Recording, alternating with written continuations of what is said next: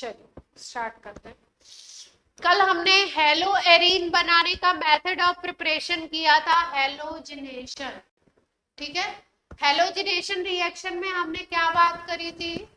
सीधे सीधे अगर हम बात करें, हेलोजिनेशन हमने पढ़ा था और हेलोजिनेशन में हमने बात करी थी कि बेंजीन रिंग के ऊपर या बेंजीन रिंग वाले किसी कंपाउंड के ऊपर हेलोजन आएगा, एनहाइड्रस AlCl3 ले लीजिए, इसकी प्रेजेंस में डार्क में रिएक्शन होता है और ये जो हेलोजन होता है ये इसके ऊपर आकर के अटैच हो जाता है। रिएक्शन को अगर हम बोले तो इसमें एक इलेक्ट्रोफाइल आ रहा था और एक इलेक्ट्रोफाइल बाहर निकल रहा था। इसमें X प्लस बेंजीन रिंग के ऊपर अटैक कर रहा था, अटैकिंग इलेक्ट्रोफाइल था, और H प्लस बाहर निकल रहा था, H प्लस का रिमूवल हो रहा था। इसका मतलब अगर बात करें तो ये रिएक्शन किस टाइप का था? इसको बोलते हैं EAS, इलेक्ट्रोफिलिक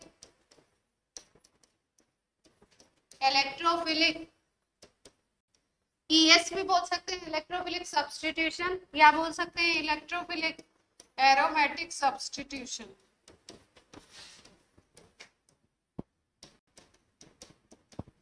किस तरीके का रिएक्शन था ये? एग्जांपल इलेक्ट्रोफिलिक सब्स्टिट्यूशन रिएक्शन का एग्जांपल था जो कल हमने हेलोजिनेशन पढ़ा था। क्लियर है बात इतनी?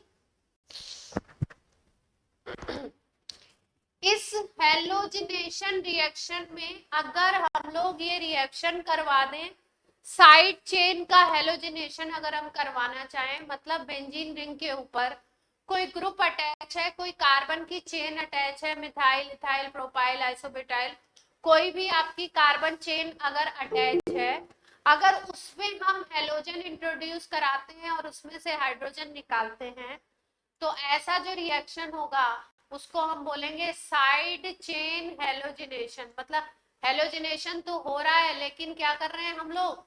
साइड चेन में हेलोजन इंट्रोड्यूस करा रहे हैं। तो हेलोजिनेशन में भी अगर हमें साइड चेन पे हेलोजन ऐड करना है, हेलोजिनेशन ऐसा कराना है जहां पे हमें साइड चेन में हेलोजन ऐड करना है। मतलब ध्यान से समझिए, जैसे मान लीजिए कि यहाँ पे हमारे पास बेंजीन है, इसके ऊपर मान लीजिए ये मिथाइल ग्रुप है ना, इसके ऊपर हमको हेलोजन ऐड करनी है, मान लीजिए क्लोरीन ऐड करनी है। ठीक, तो ये जो रिएक्शन होता है वो वाला पिछला वाला रिएक्शन डार्क में हुआ था, ये HNO की प्रेजेंस में होता है, सनलाइट की प्रेजेंस में। इसमें लुईस एसिड की जरूरत नहीं होती है, केवल सनलाइट की जरूरत होगी, हेलोजन की जरूरत होगी। और ये है आपकी साइड चेन, इसको बोलेंगे बेंजीन के ऊपर लगी हुई साइड चेन। इस साइड चेन पे जो हाइड्रोजन अटैच है वो हटाया जाएगा और यहाँ पे क्या अटैच हो जाएगा? हेलोजन। यानी कि यहाँ पे बन जाएगा CH2Cl और HCl बाहर निकल। क्लियर है बात? अगर मान लीजिए अपना ओरिजिनल कंपाउंड ये है मान लीजिए, और फिर से हम Cl2 और HNO लगा देते हैं इसमें, और तो एक और हाइड्रोजन यहाँ से निकल जाएगा और 2 Cl इस पे आकर के अटैच हो। यानी कि जब तक इसमें हाइड्रोजन है तब तक क्या होगा? ये रिएक्शन चलता रहेगा। किस तरीके से? यहाँ पे था आपका CH, अब 2 Cl अटैच हो गए थे, अगर आप एक बार और Cl2 और HNO लगा देते हैं, मतलब क्लोरीन एक्सेस में ले रहे हो, तो यहाँ पे क्या होगा? जितने हाइड्रोजन थे सारे के सारे चले गए, यहाँ पे 3 Cl। साइड चेन में हेलोजिनेशन हो रहा है और ये जो रिएक्शन है ये कुछ उस तरीके का रिएक्शन है जैसे कि आपको मैंने मीथेन के साथ बताया था। मीथेन से अगर क्लोरीन रिएक्ट करता है तो रिएक्शन कुछ इस तरीके का, ध्यान से देखिए, नोट बाद में कर लेंगे, पहले देखिए। CH3Cl प्लस HCl बना था H न्यू की प्रेजेंस में, फिर से CH3Cl पे फिर से Cl2 अटैक करता है तो बनता है CH2Cl2। ये रिएक्शन पढ़ चुके हैं हम, याद है आपको।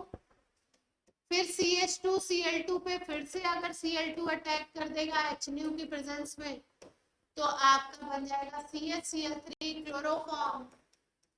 और लास्ट में रिएक्शन कब कहाँ तक जाता है, जब तक सारे हाइड्रोजन रिप्लेस ना हो जाए, CCl4 बन जाता है। हाइड्रोकार्बन में शायद पढ़ाया होगा ये रिएक्शन, हेलोजिनेशन ऑफ एल्केन में, ठीक है। और मैकेनिज्म में बताया था, इसकी मैकेनिज्म होती है फ्री रेडिकल सब्स्टिट्यूशन। कैसी मैकेनिज्म होती है? Free radical substitution. और वैसे भी याद आप रखिए कि फ्री रेडिकल सब्स्टिट्यूशन की एक कंडीशन आपको जब जीओसी पढ़ाया था तो आपको एक कंडीशन पढ़ाई थी फ्री रेडिकल सब्स्टिट्यूशन की, हेल्पर। याद है आपको कुछ? हेल्पर का मतलब क्या होता है? हाँ, जीओसी में कहीं बताया है, हाँ, या हाइड्रोकार्बन में बताया होगा पिछले साल आप लोगों को। हेल्पर जो सिचुएशन होती है ये किसकी होती है? फ्री रेडिकल प्रोडक्शन की, फ्री रेडिकल सब्स्टिट्यूशन यहाँ पे होगा, मतलब रिएक्शन में फ्री रेडिकल बनेंगे। H for heat, E for energy, L for light, P for peroxide, R for अगर कोई फ्री रेडिकल पहले से बना है तो वो और फ्री रेडिकल बनवाता है, मतलब ऐसी सिचुएशन में फ्री रेडिकल सब्स्टिट्यूशन होता है। तो ये बात बताने का क्या मतलब था? पहली बात तो ये कि अगर साइड चेन हेलोजिनेशन कराओगे तो किसकी प्रेजेंस में होगा? हेलोजन ले लीजिए, क्लोरीन या ब्रोमीन, और H न्यू की प्रेजेंस में रिएक्शन करा दीजिए। तो जो साइड चेन होगी यहाँ पे कार्बन की, उस पे जो पहला ये कार्बन है उस पे जितने हाइड्रोजन होंगे वो रिप्लेस हो जाएंगे। रिएक्शन का अगर मैकेनिज्म देखें तो जैसे इसका मैकेनिज्म है वैसे ये भी कैसा मैकेनिज्म होगा? Free radical substitution. तो इसका मतलब अगर आपसे पूछते हैं कि एरोमेटिक में आप हेलोजिनेशन करा रहे हो बेंजीन रिंग के ऊपर, तो आप बेंजीन रिंग के ऊपर अगर हेलोजिनेशन की वो बात करते हैं तो बेंजीन रिंग पे हेलोजिनेशन हम लोग समझते हैं जो इसके पहले वाला मैंने बताया, इलेक्ट्रोफिलिक सब्स्टिट्यूशन की बात समझते हैं, ठीक है। लेकिन अगर उन्होंने अलग से मेंशन कर दिया कि हम साइड चेन पे करा रहे हैं तो साइड चेन पे कैसा होगा? सनलाइट की प्रेजेंस में होगा, एचएनयू की प्रेजेंस में, और किस तरीके की मैकेनिज्म फॉलो होगी? Free radical substitution. क्लियर है बात? और अगर आपसे केवल बोलते हैं एरोमेटिक सिस्टम में बेंजीन की रिंग है, एरोमेटिक रिंग है, उसके ऊपर रिंग के ऊपर सब्स्टिट्यूशन करा रहे हो, रिंग के ऊपर सब्स्टिट्यूशन का मतलब ये पोजीशन, ये पोजीशन, ये पोजीशन, ये पोजीशन, ये पोजीशन। अभी जो पिछली रिएक्शन थी उसमें क्या हुआ था? रिंग के ऊपर यहाँ पे सब्स्टिट्यूशन हुआ था, ये रिंग की सारी पोजीशन थी, इसके ऊपर सब्स्टिट्यूशन हुआ था।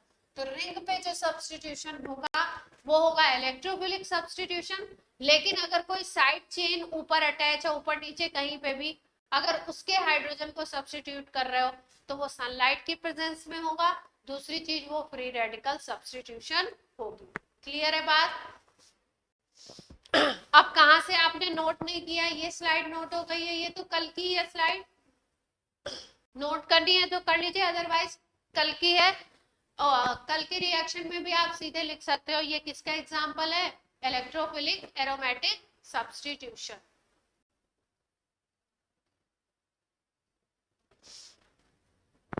ठीक है बच्चों?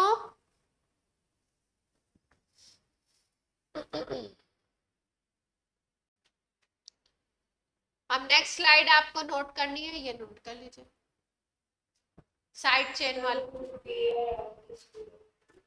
हाँ हाँ माने,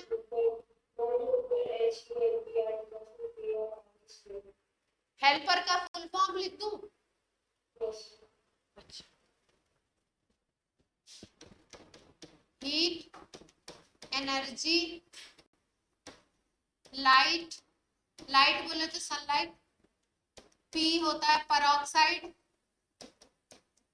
और आर होता है रेडिकल। कोई फ्री रेडिकल पहले से हो तो इस सिचुएशन में रिएक्शन फ्री रेडिकल होने के चांसेस। नोट कर लीजिए।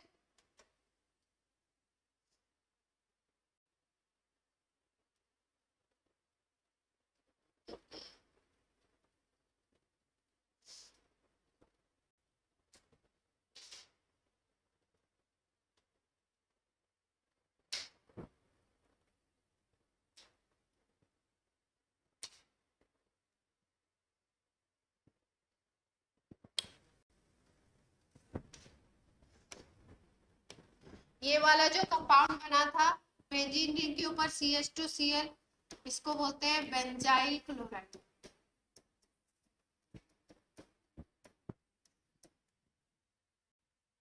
CH2Cl लगा था तो बेंजाइल हो गया। इसके बाद CHCl2 है तो इसको बोलते हैं बेंजल क्लोराइड।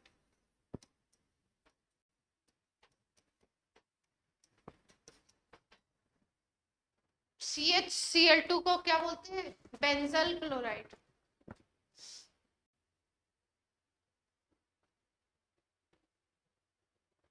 ये स्लाइड हो गई हो तो नेक्स्ट स्लाइड पे मूव करूं।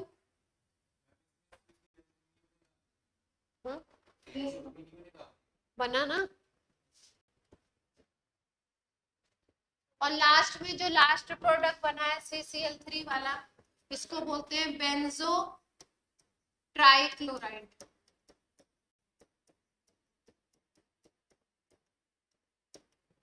पहला था बेंजाइल, फिर था बेंजल, फिर बेंजो ट्राइक्लोराइड।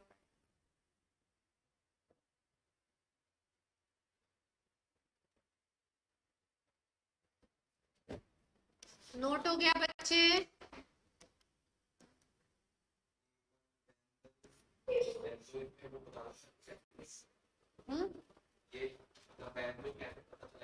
अरे ये कार्बन पे अगर एक भी हाइड्रोजन नहीं है तो बेंजो, एक हाइड्रोजन है तो बेंजल। हाँ ऊपर। अब जैसे मान लो ये बेंजीन रिंग है, यहाँ पे CH2CH3 है। दूसरा एग्जांपल बता। मान लो नहीं, मतलब इस कंपाउंड को बोलते हैं इथाइल बेंजीन। बेंजीन के ऊपर लगा हुआ है इथाइल ग्रुप, तो नाम क्या हो गया? Ethyl benzene. अब इस पे हम कराना चाह रहे हैं यही सेम रिएक्शन, ठीक है?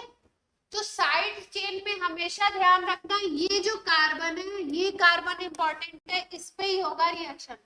इसको अल्फा बोलेंगे, इसको बीटा। जो रिंग से अटैच ये अल्फा कार्बन है, रिंग से अटैच जो अल्फा कार्बन है, इसके ही हाइड्रोजन हटेंगे। ये बीटा बीटा का रिएक्शन नहीं होगा, बीटा वैसे का वैसे ही रहेगा। अल्फा पे ही रिएक्शन होता है ये वाला साइड चेन वाला। तो अल्फा पे अगर रिएक्शन होगा तो CH2 है तो पहले क्या बनेगा? CH और एक Cl बन जाएगा। CH3 वैसे का वैसे ही रहेगा और HCl निकल जाएगा पहले स्टेप में। अब इसके ऊपर फिर से एक बार Cl2 और HNu का रिएक्शन होगा। अब यहाँ पे जो एक H बच रहा है वो हट जाएगा, दो Cl अटैच हो जाएंगे इस पे। CH3 वैसे का वैसे ही रहेगा, बेंजीन रिंग को कोई फर्क नहीं पड़ेगा, बेंजीन रिंग भी वैसे। देख पा रहे हैं? यानी कि साइड चेन में केवल अल्फा कार्बन के जो हाइड्रोजन है उनको हटाना है एक एक करके, और क्या लगाना है? क्लोरीन।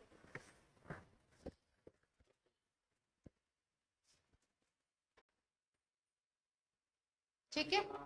जैसे ये वाला जो कंपाउंड है इसका नाम होता है 1-क्लोरो 1-फिनाइल इथेन।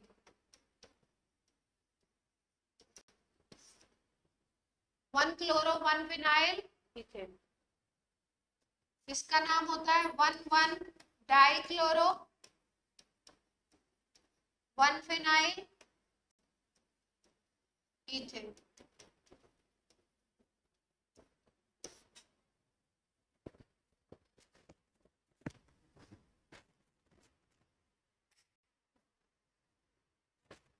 क्लियर है? चलिए नेक्स्ट रिएक्शन पे मूव करें। Next method of preparation note हो गया बच्चों ऑनलाइन?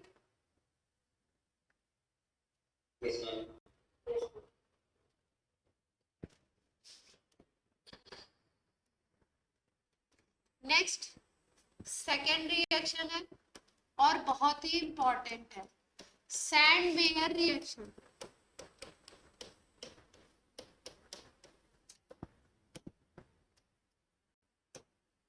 देखो आप ऐसे नेम्ड रिएक्शन जब बताते हैं तो आपको बार बार मैं बोलती हूँ बहुत ही इंपॉर्टेंट है, तो आप ये भी सोचते होंगे, कभी कभी आपके दिमाग में आता होगा कि इतनी सारी रिएक्शंस को मैडम बोल देती है, सबको इंपॉर्टेंट है, सब थोड़ी आते होंगे, है ना? किसी क्वेश्चन में किसी रिएक्शन को पूछ लेते हैं, किसी ईयर में किसी रिएक्शन को पूछ लेते हैं। 20-25 रिएक्शंस हैं जो बहुत इंपॉर्टेंट है, नेम्ड है, तो उनमें से घुमा फिरा के पूछते रहते हैं। तो सैंड मेयर उसमें से एक इंपॉर्टेंट रिएक्शन है, ठीक है? सैंड मेयर रिएक्शन में होगा क्या,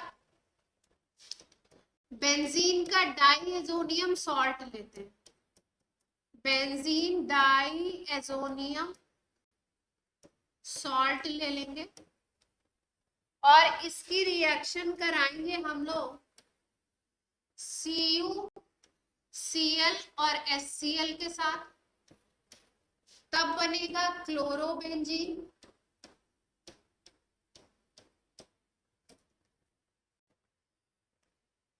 और अगर इसी बेंजीन डाइजोनियम क्लोराइड की रिएक्शन, बेंजीन डाइजोनियम क्लोराइड का फॉर्मूला ये होता है N2+Cl-, ये है बेंजीन, ऊपर नाम लिखा हुआ है, दोबारा नहीं लिखते या लिख देते हैं, ऊपर तो सॉल्ट लिखा है, बेंजीन डाइएजोनियम क्लोराइड, ठीक है?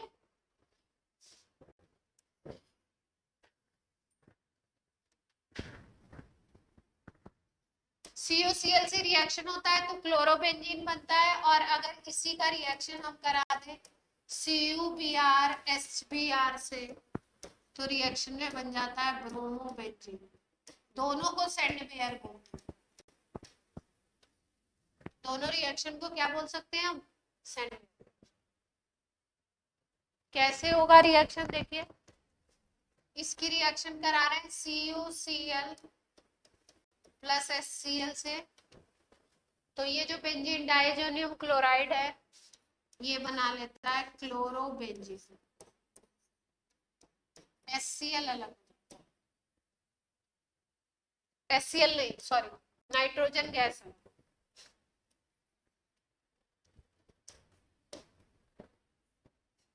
नाइट्रोजन गैस अलग हो जाएगी क्लोरोबेंजीन। इस मेथड को बोलते हैं sand mayor.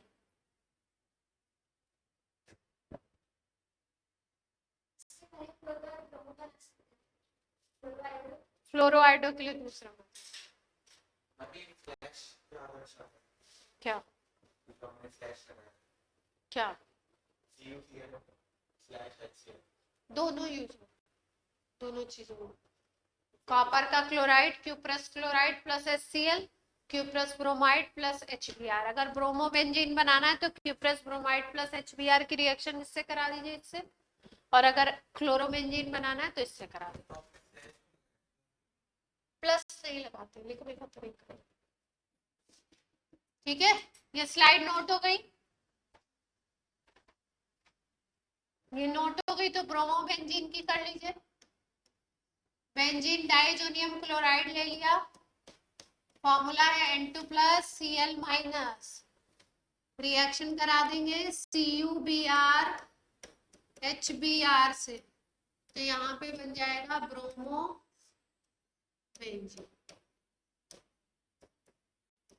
Nitrogen gas part.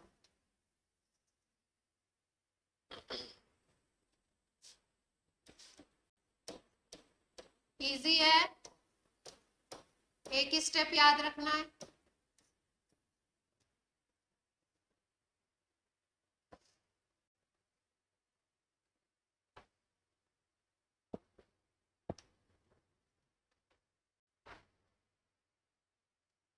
ठीक है, OCl निकल जाएगा, अलग फॉर्मेट, सॉल्ट बना के मेन रिएक्शन में।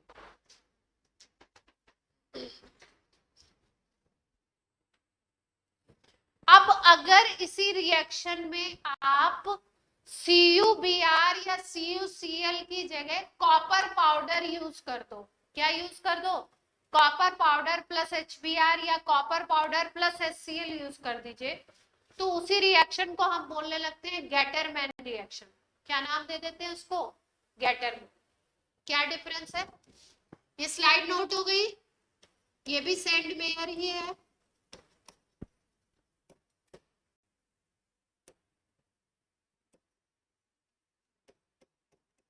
ऑनलाइन वाले बच्चे बिल्कुल नहीं बोलते हैं, मुझे कैसे पता चलेगा कुछ आपने नोट कर लिया नहीं किया। बहुत ज्यादा ही शांति बनाए रखते हैं आप।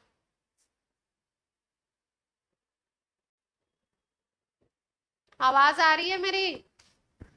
yes. इतना शांति क्यों है भाई? CuCl या CuBr की जगह पे क्या यूज करना है,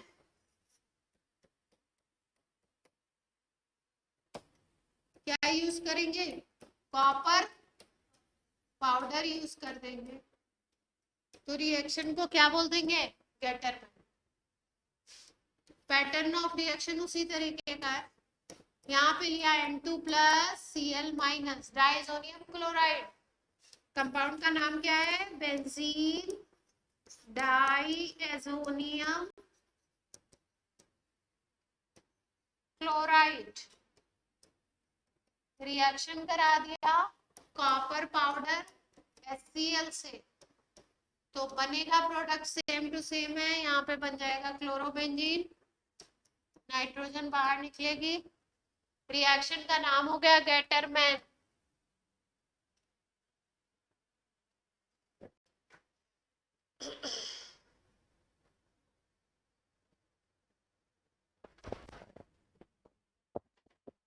ठीक है, अगर ब्रोमो बनाना है तो क्या कर दें, कॉपर पाउडर के साथ HBr यूज करो, benzene diazonium chloride, copper powder के साथ HBr लगा दो, तो बन जाएगा ब्रोमोबेंजीन।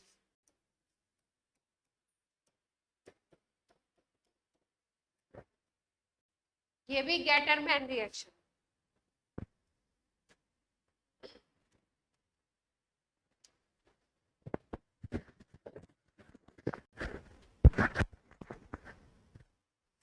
अब आप बोलोगे ब्रोमो और क्लोरो तो बना दिया, आयोडो और फ्लोरो बनाना है तो कैसे बनाए? अगर आपको प्रिपेयर करना है आयोडोबेंजीन, तो आयोडोबेंजीन भी बन जाता है बेंजीन डाइजोनियम क्लोराइड के साथ। क्या करते हैं, बेंजीन डाइजोनियम क्लोराइड लीजिए, इसकी रिएक्शन Ki से करा दीजिए, पोटेशियम आयोडाइड बोलते हैं क्या, किससे रिएक्शन करा रहे हैं, Ki से, और थोड़ा सा इसमें हीट अप करना है, इसको हल्का सा गर्म कर देंगे, वार्म अप कर दिया इसको, तो ये Ki के साथ आयोडोबेंजीन बना लेता है। N2 तो अलग होगा ही होगा, इसमें KCl होगा, क्या बन जाएगा यहाँ पे, आयोडोबेंजीन। रिएक्टेंट आपका यही है, बेंजीन डाइजोनियम क्लोराइड, आयोडोबेंजीन बना दिया।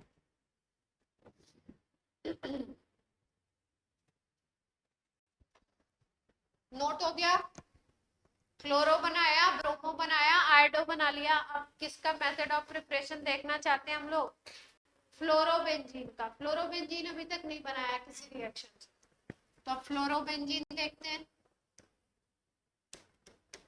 फॉर फ्लोरोबेंजीन क्या मेथड लगाते हैं,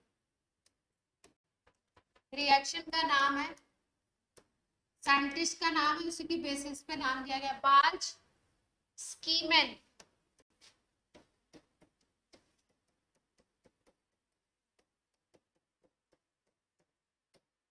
रिएक्शन, साइंटिस्ट का नाम क्या है? Barge स्कीमेन reaction.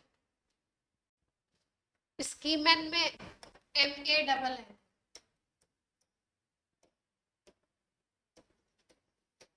बार्ज स्कीमेन।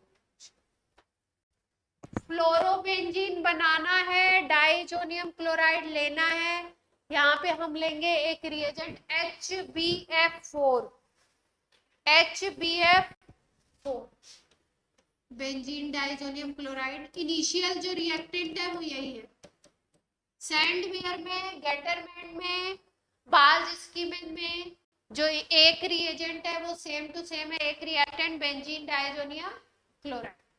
अब फ्लोराइड बनाना है तो रिएक्शन कराते हैं HbF4 से। HbF4 से ये HbF4 देता है हमको फ्लोरीन। तो यहाँ पे सीधे सीधे बेंजीन रिंग पे अटैच हो जाएगा फ्लोरीन। साइड प्रोडक्ट इसमें बनते हैं नाइट्रोजन BF3,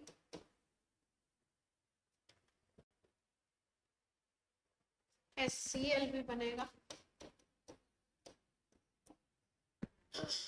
इस मेथड से हमने क्या बना लिया? फ्लोरो। प्रोसेस का नाम ना भी याद रहे तो चलेगा, रिएजेंट याद रखने हैं, रिएक्टेंट याद रखने हैं, प्रोडक्ट।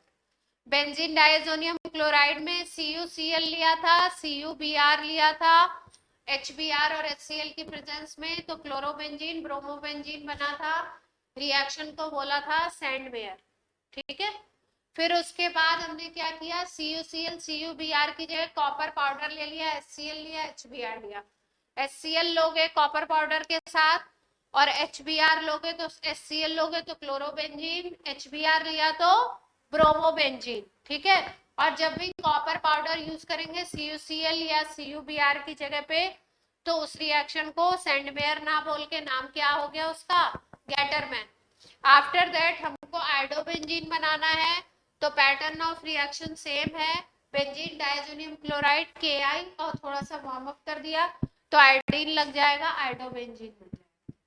फिर उसके बाद नेक्स्ट मेथड हमने यूज किया फ्लोरोबेंजीन के लिए, नाम दिया बार्ज स्कीमेन। रिएजेंट क्या है? HbF4।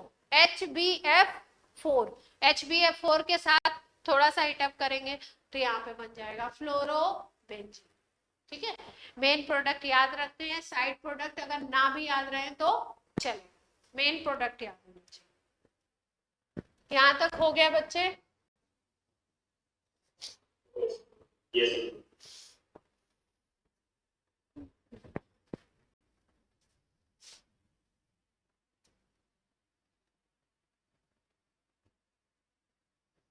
नेक्स्ट मेथड है, अब एक और नेम्ड जो इंपॉर्टेंट है पहले वो करा दें।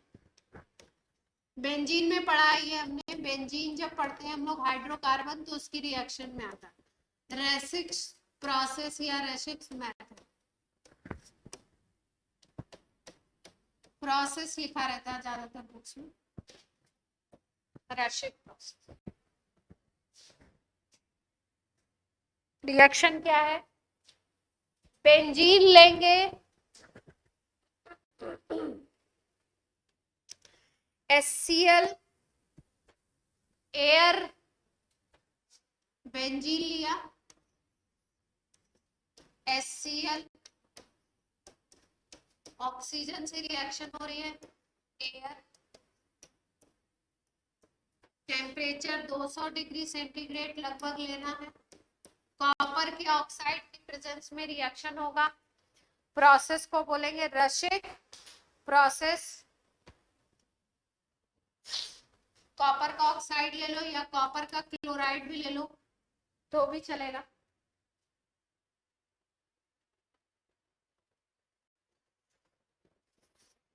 यहाँ पे बन जाएगा क्लोरोबेंजीन।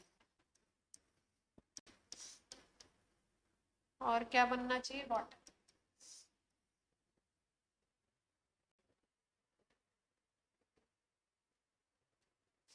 क्लियर है? तो क्लोरोबेंजीन के कितने मेथड पढ़े आज हम लोगों ने? कल हमने पढ़ा था हेलोजिनेशन, ठीक है, एरोमेटिक सब्स्टिट्यूशन जो था इलेक्ट्रोफिलिक, उसमें हेलोजन की रिएक्शन कराई थी एनहाइड्रस AlCl3 की प्रेजेंस में।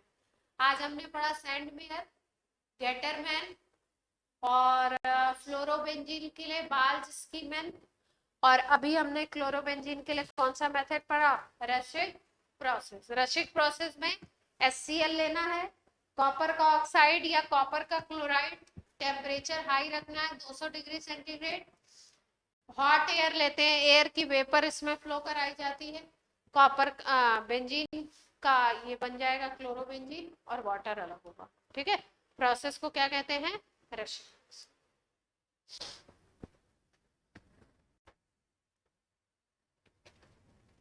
हो गया यहाँ तक?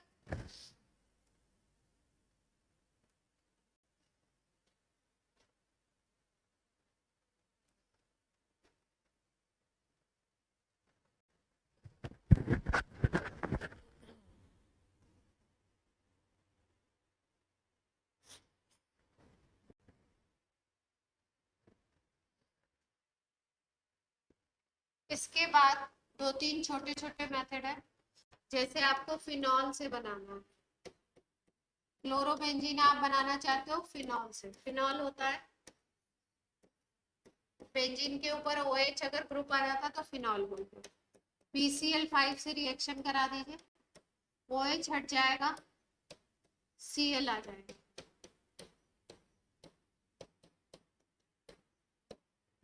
ये रिएक्शन हम लोगों ने हेलो एल्केन में भी देखा था, ROH की रिएक्शन करा रहे थे। फिनॉल का भी रिएक्शन है, अल्कोहल का भी।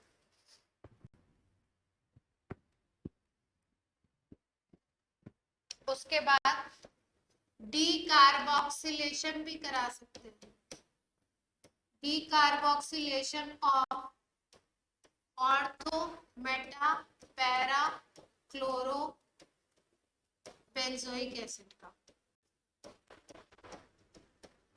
डीकार्बोक्सिलेशन का मतलब होता है CO2 बाहर निकलना। डीकार्बोक्सिलेशन का मीनिंग क्या है? CO2 removal. डी का मतलब निकलना और कार्बोक्सिलेशन का मतलब कार्बन डाइऑक्साइड बाहर निकले, ठीक है। क्या ले सकते हैं हम लोग? ध्यान से देखो, बेंजोइक एसिड का फॉर्मूला होता है बेंजीन के ऊपर COH लगा दो, बेंजोइक एसिड बन गया। इस पे ऑर्थो पोजीशन पे क्लोरीन हो या मेटा पोजीशन पे क्लोरीन हो या पैरा पोजीशन पे क्लोरीन हो, किसी भी पोजीशन पे हो, ठीक है। तीनों पोजीशन पे अगर क्लोरीन है, किसी भी पोजीशन पे अगर आप हीट करते हो तो हीट करने पे यहाँ से CO2 बाहर निकल जाती है और प्रोडक्ट आपका क्या बनेगा? CO2 बाहर निकलनी है तीनों रिएक्शन में, क्लोरीन चाहे ऑर्थो पे हो, क्लोरीन चाहे मेटा पे हो, क्लोरीन चाहे ब्रोमो पे पैरा पे हो, CO2 बाहर निकल जाएगी। हीट अप करोगे तो क्लोरोबेंजीन। सिंपल मेथड है, कोई नाम वाम नहीं है, डीकार्बोक्सिलेशन है सिंपल।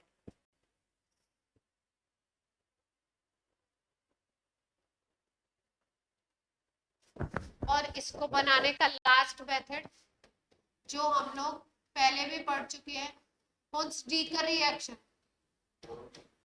नाम सुना हुआ है। हुन्स-डीकर रिएक्शन में RCOOAg लिया था, सिल्वर सॉल्ट लिया था, ब्रोमीन और उससे क्लोरीन और CCl4 से रिएक्शन कराया है ना।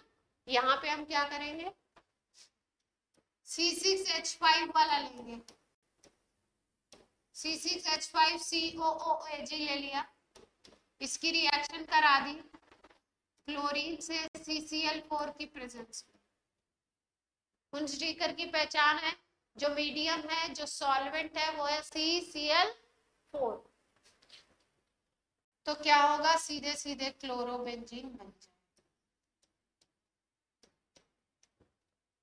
एक आपका बनेगा AgCl का व्हाइट पीपीटी, AgCl बनता है व्हाइट, क्योंकि COO है तो CO2 भी बनेगी। रिएक्शन का नाम है हुन्स-डीकर रिएक्शन, हंस-डीकर भी बोलते हैं, हुन्स-डीकर, हंस-डीकर।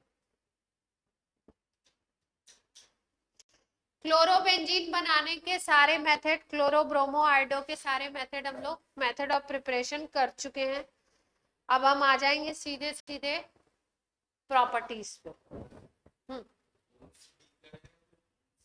हंस-डीकर, मुझे हंस बोलने की आदत है, हंस-डीकर।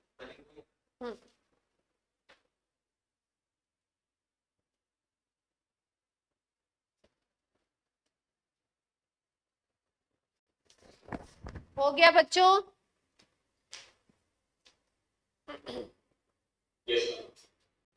अभी रिएक्शन में जो रिएक्शंस आपको करा रहे हैं, केवल जिसमें मैकेनिज्म की रिक्वायरमेंट है उनकी मैकेनिज्म करा रहे हैं, है ना। सारे रिएक्शंस की मैकेनिज्म नहीं कर सकते हम लोग, और ना करने की जरूरत है। तो जिन जहां जहां रिक्वायरमेंट है, जैसे हेलोजिनेशन का करा दिया था, तो जहां जहां जैसे जैसे रिक्वायरमेंट होगी वैसे वैसे मैकेनिज्म कराएंगे, जिसकी जरूरत नहीं है उसकी मैकेनिज्म नहीं कराएंगे। ठीक, अब हम लोग आ जाते हैं सीधे इनकी प्रॉपर्टीज, प्रॉपर्टीज ऑफ हेलोएरिन।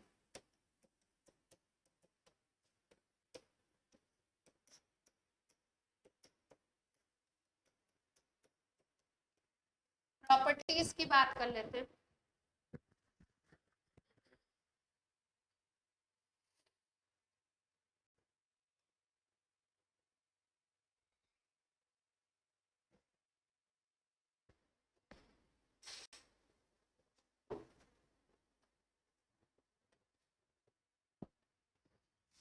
पहला पॉइंट है फिजिकल प्रॉपर्टी कर रहे हैं।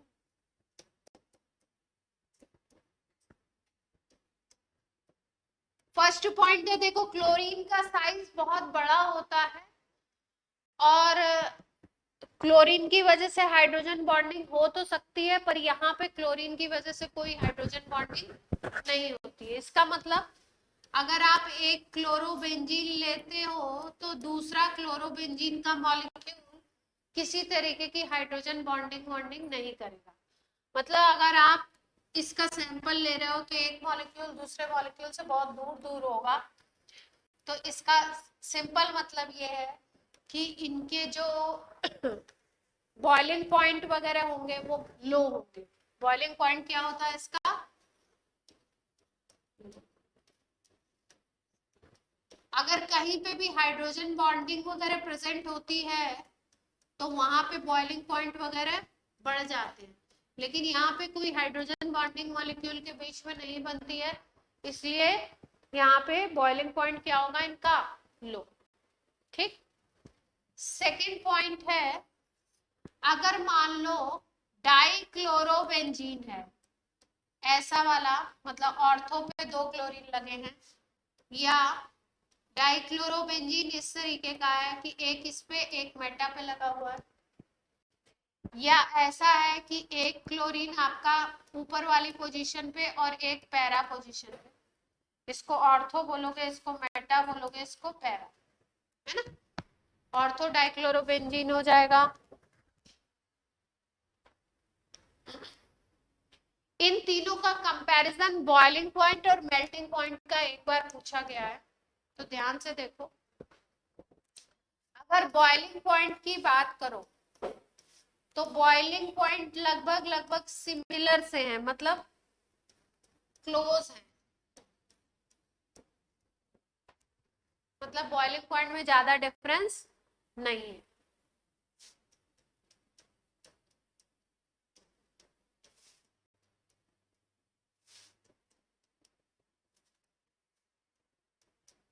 अच्छा, बॉइलिंग पॉइंट में डिफरेंस देखो कब आता है? जब कोई मान लो कोई स्पेशल तरीके का हाइड्रोजन बॉन्ड बनाने लगे, या बॉइलिंग पॉइंट में डिफरेंस तब आता है, boiling point basically molecular weight के ऊपर डिपेंड करता है।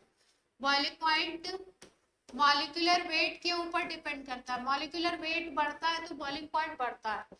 यहाँ पे अगर देखो तो बेंजीन की रिंग है, 2 Cl है, यहाँ पे भी बेंजीन रिंग है, 2 Cl है। मॉलिक्यूलर वेट तीनों का क्या होगा, सेम टू सेम होगा।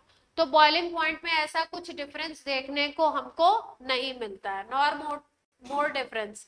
बिल्कुल लगभग लगभग जो डेटा दिया है, डेटा याद नहीं करना है, लेकिन डेटा यहाँ पे दिया है, जैसे पहले वाले का 453, दूसरे वाले का 446, तीसरे वाले का 448, तो लगभग लगभग क्लोज से ही है बॉइलिंग पॉइंट। लेकिन अगर बात करो इन तीनों के मेल्टिंग पॉइंट की, कहीं पे भी देखो कोई चीज आप पढ़ रहे हो, कोई टॉपिक पढ़ रहे हो ऑर्गेनिक में या इनऑर्गेनिक में या फिजिकल में, तो थोड़ा सा ध्यान देके पढ़ेंगे कि कोई चीज अगर पॉइंट ऑफ डिफरेंस बताई जा रही तो वहां से सवाल उठ सकता है। अभी ये सब सेम था तो ये नहीं पूछेंगे आपसे, बॉइलिंग पॉइंट नहीं पूछेंगे। अगर इनको पूछना होगा, डिफरेंस आता है मेल्टिंग पॉइंट में, तो आप क्या पूछेंगे आपसे, मेल्टिंग पॉइंट। देखते हैं, अगर हम बात करें बेंजीन रिंग पे 2 क्लोरीन लगे हुए हैं ऑर्थो पोजीशन पे, बेंजीन रिंग पे 2 क्लोरीन लगे हुए हैं मेटा पोजीशन पे, और इस पे 2 क्लोरीन अटैच है पैरा पोजीशन। ठीक है, अब हम बात कर रहे हैं सीधे सीधे मेल्टिंग पॉइंट की। मेल्टिंग पॉइंट की बात हमेशा ज्यादातर किसके लिए करी जाती है, सॉलिड के लिए करी जाती है। और सॉलिड में ध्यान रखिए, सॉलिड का स्ट्रक्चर अगर सिमेट्रिकल है, कैसा स्ट्रक्चर है, सिमेट्रिकल। सिमेट्रिकल अगर स्ट्रक्चर है तो मेल्टिंग पॉइंट ज्यादा होता है, मेल्टिंग पॉइंट हाई होता है। अगर अनसिमेट्रिकल स्ट्रक्चर है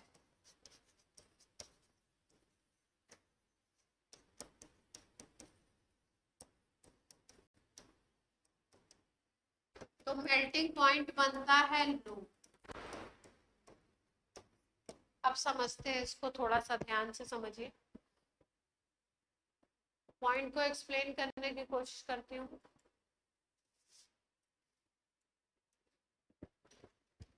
देखिए सिमेट्रिकल अनसिमेट्रिकल क्या कह रहे हैं, इनके इनके तो मेल्टिंग पॉइंट लगभग सिमिलर से। डेटा अगर देखें तो 256, इसका मेल्टिंग पॉइंट 256 दिया है, इसका 249 दिया है, लगभग लगभग 6-7 डिग्री का डिफरेंस दिखाई दे रहा है आपको, 256 एंड 249। तीसरा वाला जो है, पैरा वाला जो है, इसका मेल्टिंग पॉइंट एकदम से बढ़ जाता है 325। इनके क्या है, सिमिलर से एमपी है। इसका क्या है, पैरा वाले का क्या है, हाईएस्ट है, ज्यादा बढ़ गया एकदम से 325। ठीक है, ध्यान से देखो क्या चीज देखने को मिली। यहाँ पे अगर देखो, जैसे हम लोग इसका डाइपोल भी अगर स्टडी करें तो हम लोग ध्यान से देखें तो ये बॉन्ड इस तरीके से है, ये इधर है ना, 2 बॉन्ड ऐसे, एक मॉलिक्यूल में 2 बॉन्ड ऐसे। मेटा वाले को अगर देखो तो एक बॉन्ड ऊपर की तरफ और एक बॉन्ड ऐसे। पैरा वाले को अगर देखो तो एक बॉन्ड ऊपर एक बॉन्ड नीचे।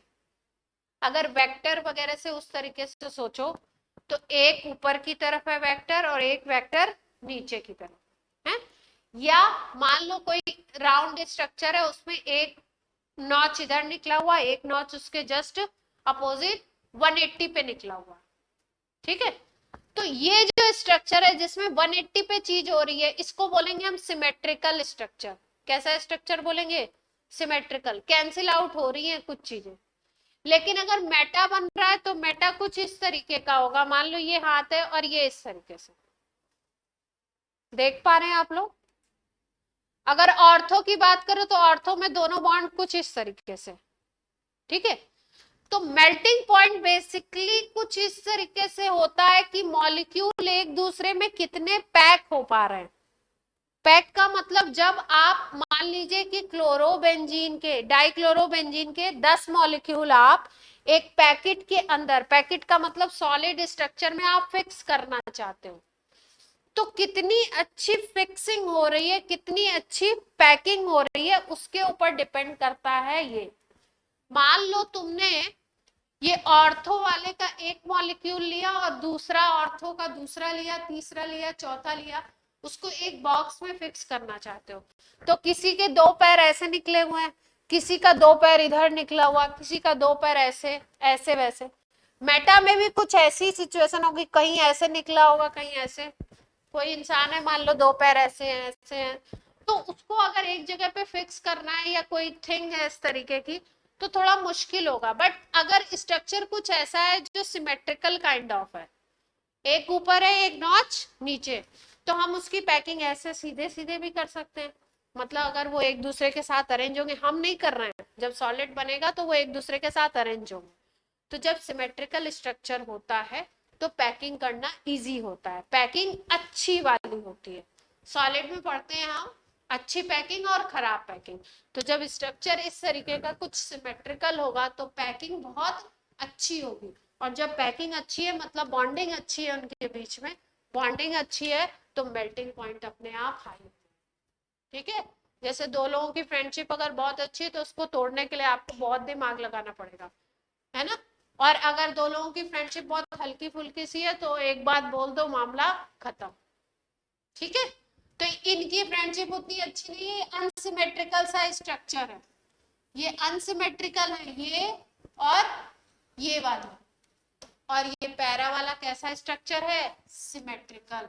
जहां पे भी सिमेट्री मिलेगी वहां मेल्टिंग पॉइंट एकदम से हाई हो जाएगा। तो इसीलिए आपसे क्वेश्चन क्या पूछ सकते हैं, बोर्ड में भी पूछ सकते हैं ऐसे भी, कि पैरा डाइक्लोरोबेंजीन अगर आप लेते हो तो उसका मेल्टिंग पॉइंट एकदम से हाई हो जाता है, ज्यादा है इन दोनों के कंपैरिजन में। क्यों? क्योंकि यहाँ पे स्ट्रक्चर कैसा हो गया, symmetrical, so packing is very good, so melting point is high. Clear है? लिख लीजिए, तीनों स्ट्रक्चर बना के लिख लीजिए। If structure is symmetrical then packing of crystal is very good.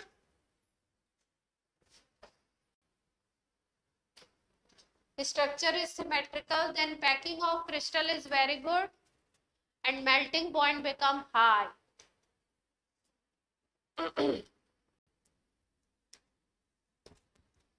अरे हिलाना नहीं उसको, मुझे देखना, पता चला हिल जाए, उड़ाना नहीं मतलब कुछ।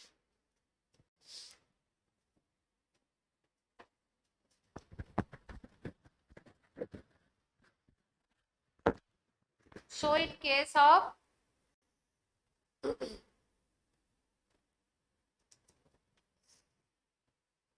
para dichlorobenzene, melting point is very high. ठीक है,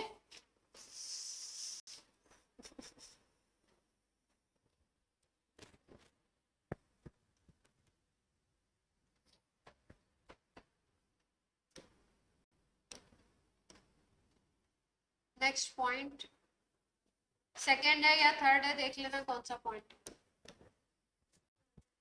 थर्ड पॉइंट है।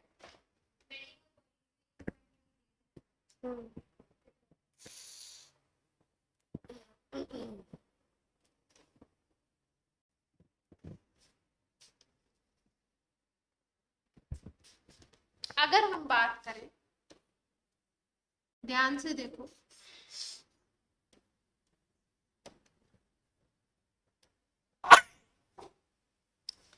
इस बॉन्ड की बात करना चाह रहे हैं, यहाँ पे कार्बन है, CCl बॉन्ड की बात करना चाह रहे हैं इसमें। तो CCl बॉन्ड को अगर ध्यान से देखो तो क्लोरीन क्योंकि इलेक्ट्रोनेगेटिव है, क्लोरीन की इलेक्ट्रोनेगेटिविटी कार्बन के कंपैरिजन में ज्यादा होगी, तो इस क्लोरीन पे नेगेटिव चार्ज तो होगा पार्शियल, और इस कार्बन पे पार्शियल पॉजिटिव चार्ज। यानी कि ये जो CCl बॉन्ड है, इस पे अगर पॉजिटिव है, इस पे नेगेटिव है, तो पोलर बॉन्ड तो है। बॉन्ड कैसा है, पोलर। लेकिन पोलैरिटी ऐसे बहुत ज्यादा नहीं होती। जैसे NaCl की बात करो तो NaCl में Na+Cl- आयनिक बॉन्ड है प्योर, तो पोलर बॉन्ड है, इसीलिए वाटर में अच्छे से डिसॉल्व हो जाता है ना।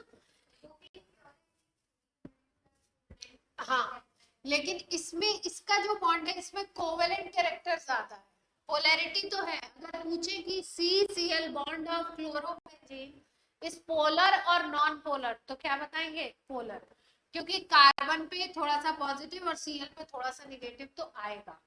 बॉन्ड तो पोलर है लेकिन फिर भी इनसॉल्युबल इन वाटर, वाटर में सॉल्युबल नहीं हो सकता क्योंकि पोलैरिटी बहुत ज्यादा नहीं।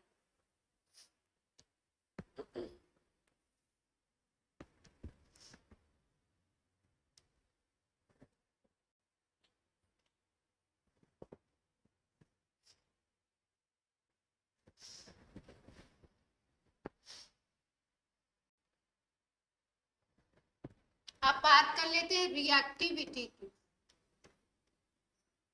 मान लीजिए, या स्टेबिलिटी की बात, स्टेबिलिटी और रिएक्टिविटी जस्ट अपोजिट चलते हैं, आपको पता है। कोई स्ट्रक्चर अगर बहुत रिएक्टिव है तो स्टेबल कम होगा, अगर बहुत स्टेबल है तो रिएक्टिव कम होगा।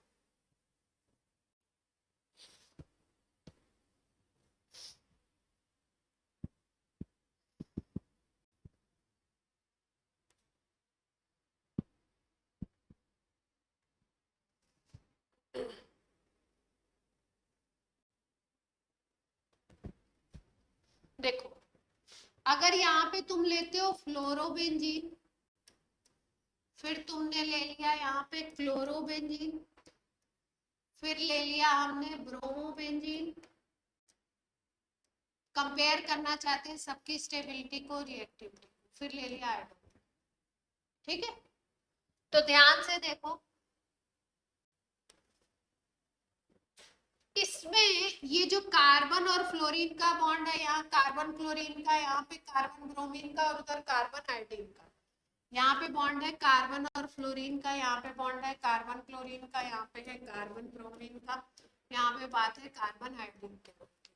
ठीक है, फ्लोरीन की इलेक्ट्रोनेगेटिविटी की अगर बात करो तो फ्लोरीन की इलेक्ट्रोनेगेटिविटी सबसे ज्यादा है। इलेक्ट्रोनेगेटिविटी का ऑर्डर अगर देखो तो फ्लोरीन का सबसे ज्यादा, फिर क्लोरीन, फिर ब्रोमीन, फिर आयोडीन। तो इलेक्ट्रोनेगेटिविटी सबसे ज्यादा है, यानी कि सबसे ज्यादा पोलर बॉन्ड ये वाला होगा, है ना, मोर पोलर बॉन्ड। इन सब में सबसे ज्यादा पोलर बॉन्ड भी यही होगा, और क्योंकि पोलैरिटी सबसे ज्यादा है तो सबसे ज्यादा आयनिक होगा, तो सबसे ज्यादा स्ट्रॉन्ग बॉन्ड भी यही होगा। CF का बॉन्ड क्या होगा सबसे ज्यादा स्ट्रॉन्ग।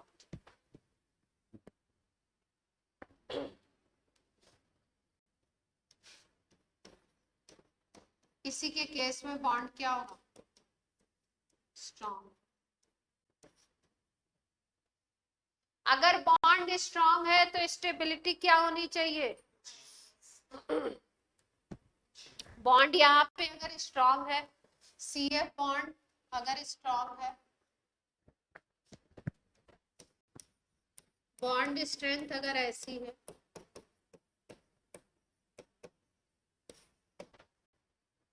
तो स्टेबिलिटी सबसे ज्यादा किसकी होगी? फ्लोरोबेंजीन की। फिर उसके बाद क्लोरो कम होती जाएगी स्टेबिलिटी, यहाँ स्ट्रॉन्ग है तो। ठीक है, तो लिख दीजिए स्टेबिलिटी का ऑर्डर क्या हो जाएगा?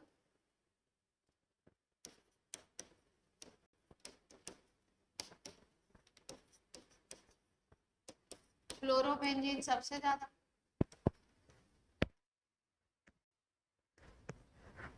रीजन क्या था? CF बॉन्ड सबसे ज्यादा स्ट्रॉन्ग।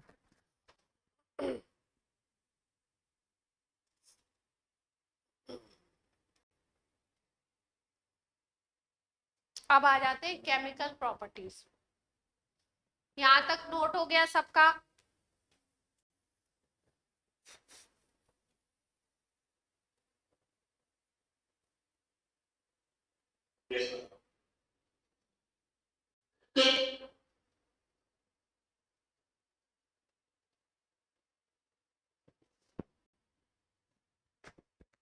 चलो, केमिकल रिएक्शन।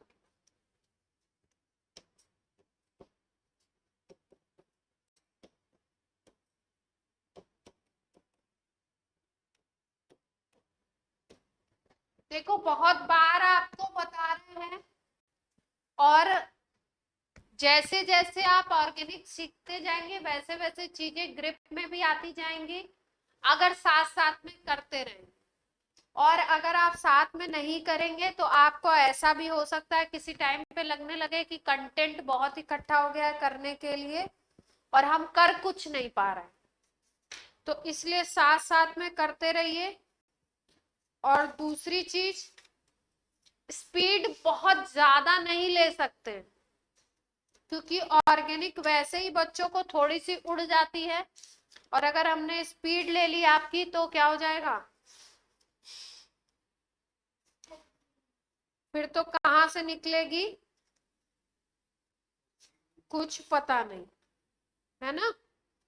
तो इसलिए ध्यान क्या रखना है अपने को कि बात समझ में भी आ जाए और अपने क्वेश्चंस भी बन जाएं और उड़े भी ना, और बहुत ज्यादा स्पीड भी कम ना हो जाए, ये भी ध्यान रखना है अपने।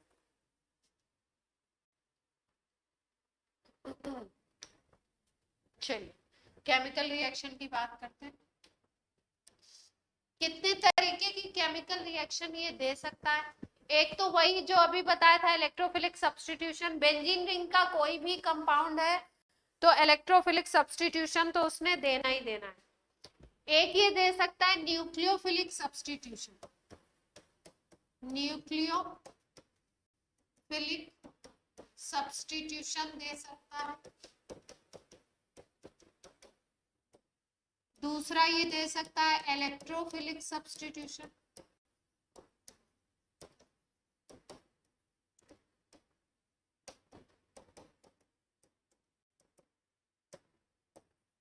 कुछ ये देगा आपका रिएक्शन विद मेटल।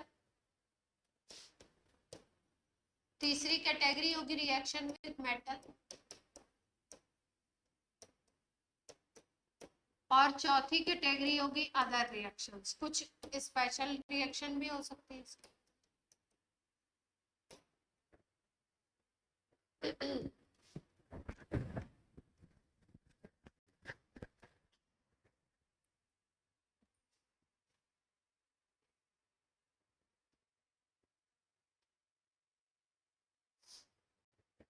चलो, जैसे मान लो एक सस्ता सुंदर सवाल बोर्ड में भी बनता है और वैसे भी बन सकता है। असर्शन रीजन बोल रहे हैं कि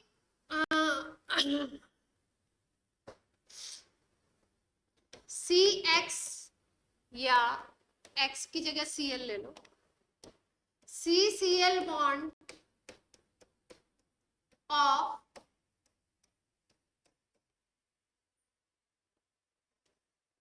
chlorobenzene is not broken easily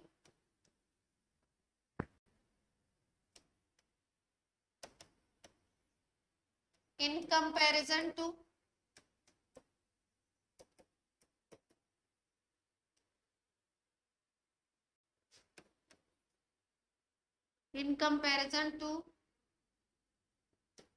chloroethane.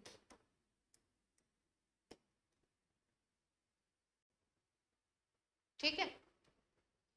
दूसरा इसी का और करके क्वेश्चन आ सकता है, nucleophilic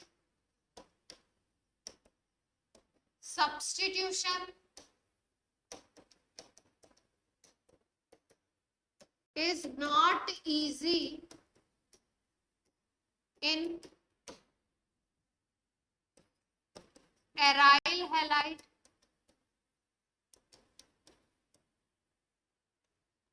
as that is easy in alkyl halide. Halo alkane में हमने न्यूक्लियोफिलिक सब्स्टिट्यूशन पढ़ा था खूब, SN1 SN2 पढ़ते हैं खूब। लेकिन ये जो हेलो एरीन है ये न्यूक्लियोफिलिक सब्स्टिट्यूशन बहुत ज्यादा अच्छा नहीं देता है। ठीक है, क्यों, देखो ध्यान से, या क्लोरोबेंजीन का जो CCl बॉन्ड है वो जल्दी से ब्रेक इजीली ब्रोकन नहीं होगा in comparison two chloro ethane. दो एग्जांपल लेते हैं उससे समझते हैं। क्वेश्चन नोट कर लिया सबने?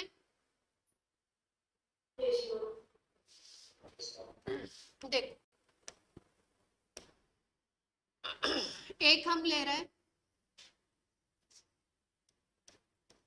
क्लोरोबेंजीन ले लिया, दूसरा हमने ले लिया C2H5 C।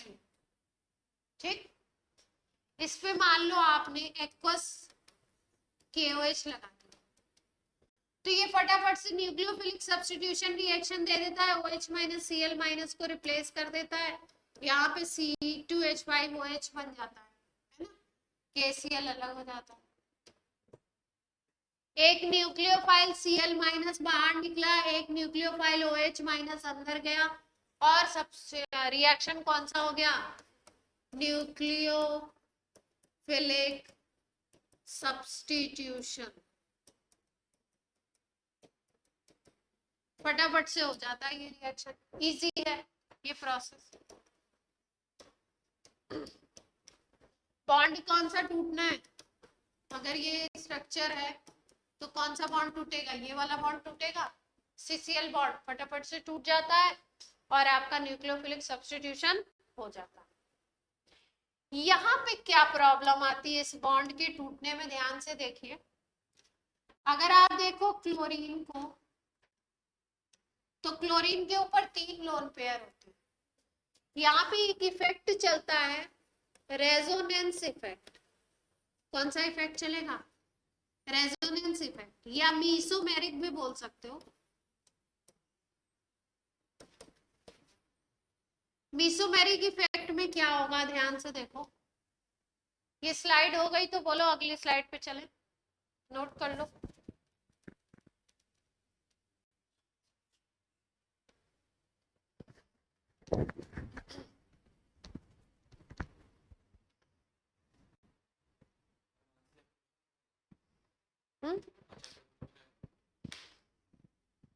टारगेट तो है लेकिन होगा नहीं, नेक्स्ट पे तो कर देंगे।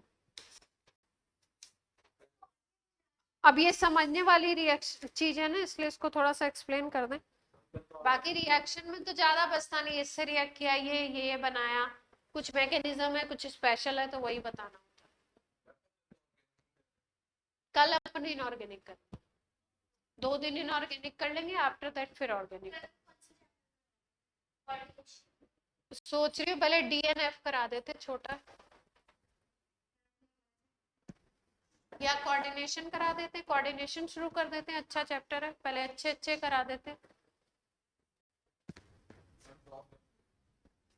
ये स्लाइड नोट हो गई।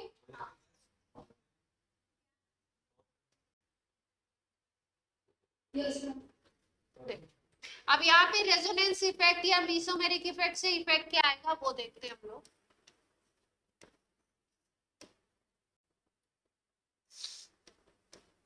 रेजोनेटिंग स्ट्रक्चर बनेगा और क्या होगा, है ना, यही होगा। ये लोन पेयर यहाँ पे आ गया, ये लोन पेयर इधर चला गया, बना ले, बना लो, सबको बनाने आता है, धनाधन बनाओ। पॉजिटिव चार्ज, यहाँ नेगेटिव चार्ज, यहाँ पे डबल, अगला बनाओ।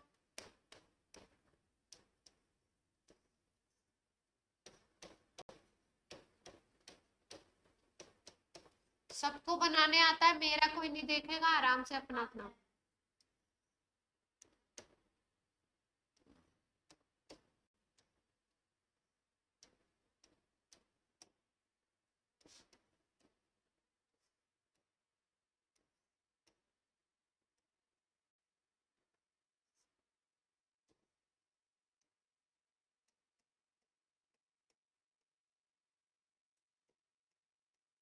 3 लोन पेयर थे, 2 लोन पेयर तो पड़े हुए इसके पास।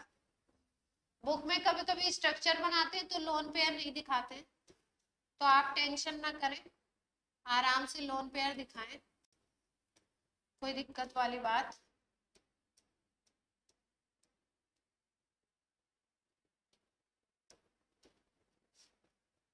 ये क्लोरोबेंजीन के 1 2 3 4 5 रेजोनेटिंग स्ट्रक्चर बनते हैं। सबने बना लिए?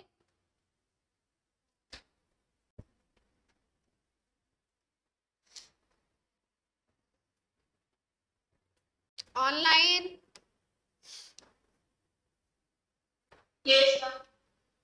देखो रेजोनेटिंग स्ट्रक्चर बनने से क्या हुआ, जो ये CH3 CH2 Cl था, यहाँ पे ये जो बॉन्ड था ये सिंगल बॉन्ड था, इसमें कहीं से भी कुछ भी डबल बॉन्ड का कोई कैरेक्टर नहीं है, सिंगल बॉन्ड है।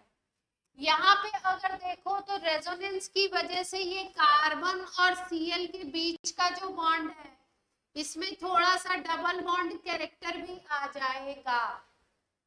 Due to resonance CCl bond कैसा हो गया, CCl बॉन्ड में डबल बॉन्ड कैरेक्टर भी आ गया। और आपको पता है अगर बॉन्ड का नंबर बढ़ता है दो एटम्स के बीच में, यानी कि बॉन्ड ऑर्डर बढ़ गया, और बॉन्ड ऑर्डर बढ़ता है तो बॉन्ड एनर्जी बढ़ जाती है, और बॉन्ड एनर्जी बढ़ जाती है तो बॉन्ड को तोड़ना डिफिकल्ट हो जाता है। क्लियर है बात? बॉन्ड को तोड़ना क्या हो जाएगा, डिफिकल्ट। हाँ, तो डबल बॉन्ड कैरेक्टर अगर आ गया तो इसका मतलब बॉन्ड एनर्जी बढ़ गई। वहां पे सिंगल बॉन्ड को तोड़ना था, यहाँ पे डबल बॉन्ड को तोड़ना है, बॉन्ड एनर्जी इंक्रीज कर गई तो बॉन्ड ब्रेकिंग क्या हो गई, डिफिकल्ट। और आपको पता है कि अगर कराना है न्यूक्लियोफिलिक सब्स्टिट्यूशन तो इसका मतलब ये CCl बॉन्ड ब्रेक होना चाहिए, Cl- बाहर निकलना चाहिए और OH- इसकी जगह पे आना चाहिए, तभी तो न्यूक्लियोफिलिक सब्स्टिट्यूशन होगा। तो ये बॉन्ड इजीली ब्रेक ही नहीं होता है ड्यू टू रेजोनेंस। रेजोनेंस की वजह से यहाँ पे ये बॉन्ड ब्रेकिंग इतनी इजी नहीं है, इसीलिए ये न्यूक्लियोफिलिक सब्स्टिट्यूशन इतना इजीली नहीं देते। ठीक है, कुछ हार्ड एंड फास्ट कंडीशन लगाएंगे, हार्ड कंडीशंस तो हो सकता है, लेकिन वैसे इन जनरली ये न्यूक्लियोफिलिक सब्स्टिट्यूशन नहीं देते। जो हेलो एल्केन होता है, ये वाले जो कंपाउंड होते हैं स्ट्रेट चेन वाले जिसमें बेंजीन रिंग नहीं है, वो आराम से न्यूक्लियोफिलिक सब्स्टिट्यूशन रिएक्शन दे देते। क्लियर है बात?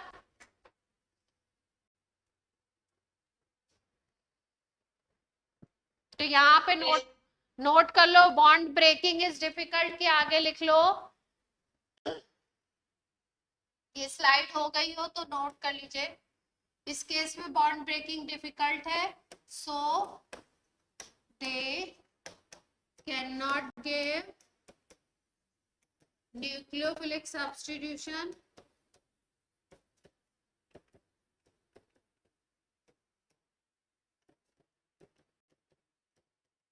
इजीली। इतना इजी नहीं है न्यूक्लियोफिलिक सब्स्टिट्यूशन, ठीक है? क्यों? क्योंकि ये CCl बॉन्ड, ये बॉन्ड ब्रेकिंग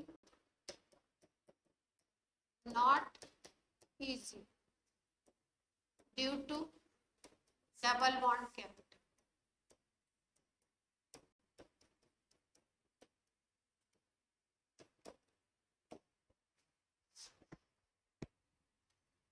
केमिस्ट्री के टीचर को इतना लिखना पड़ता है, क्या ही बोलो।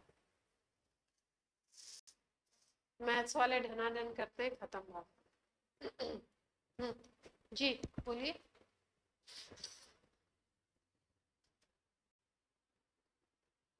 क्लियर है बात बच्चे?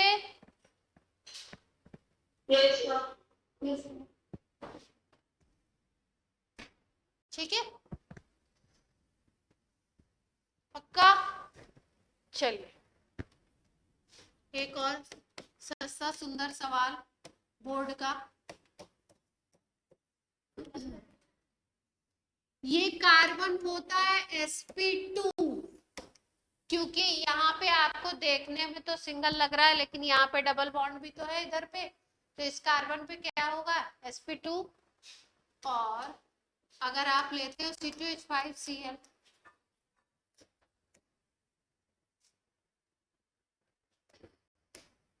अगर आपने लिया CH3CH2Cl, तो ये कार्बन कैसा होगा sp3। तो कार्बन में भी डिफरेंस है sp2 sp3। ये क्योंकि CCl bond double bond character वाला है, तो आपको पता है जहां पे बॉन्ड ऑर्डर ज्यादा होता है वहां पे बॉन्ड लेंथ क्या होती है, कम हो जाती है। क्योंकि आपको पता है क्या चीज, बॉन्ड ऑर्डर, बॉन्डिंग में पढ़ा है हमने, बॉन्ड एनर्जी की डायरेक्टली प्रोपोर्शनल, बॉन्ड लेंथ के इनवर्सली प्रोपोर्शनल। मतलब जिसमें बॉन्ड ऑर्डर ज्यादा है, जिसमें नंबर ऑफ बॉन्ड ज्यादा है, वहां की बॉन्ड लेंथ छोटी होनी चाहिए। तो आप क्या बोलोगे, CCl बॉन्ड लेंथ इसमें छोटी होगी, किसके कंपैरिजन में, CCl बॉन्ड लेंथ इसमें, क्योंकि ये sp2 ये sp3, यहाँ डबल बॉन्ड यहाँ सिंगल बॉन्ड, सिंगल बॉन्ड लंबा होता है, डबल बॉन्ड छोटा होता है ना। रिपोर्टेड डेटा अगर याद रखें तो इसमें 177 पिकोमीटर है, तो यहाँ लगभग 169 पिकोमीटर है। डेटा याद रखने की जरूरत नहीं है, बस ये याद रखो इसका छोटा बॉन्ड है, इसका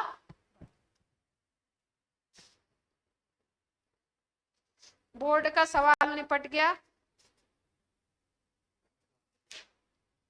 क्या। अरे बन सकता है सेशन रीजन, बोर्ड की बुक नहीं है मेरे पास, नहीं तो अभी बता देती, आए हुए हैं ये सब सवाल। अब बोर्ड का पैटर्न भी तो चेंज कर दिया ना आपका, हर तरीके के क्वेश्चंस आएंगे, मालूम पिछले साल भी आए थे।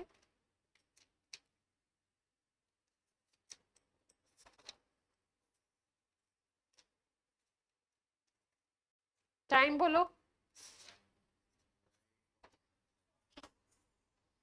8:46 हो गए इतनी जल्दी।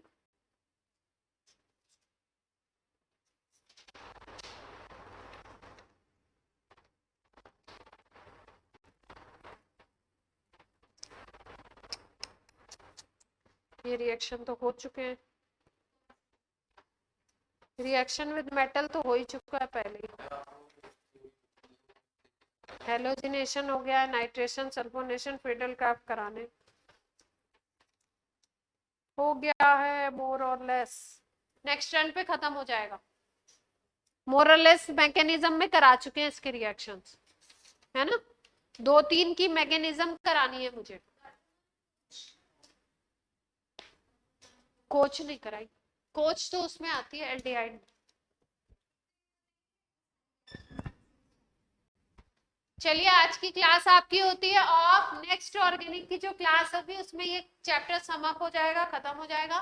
कल इनऑर्गेनिक की क्लास होगी आपकी, ठीक है। आप लोग बताओ कौन सा स्टार्ट करें, कोऑर्डिनेशन ही स्टार्ट कर देंगे, ठीक है, अच्छा चैप्टर है, बढ़िया, 2-3 सवाल भी आ जाते हैं, पहले हो जाएगा तो अच्छा रहेगा, ठीक है। कोई नो, चलिए बाय बाय।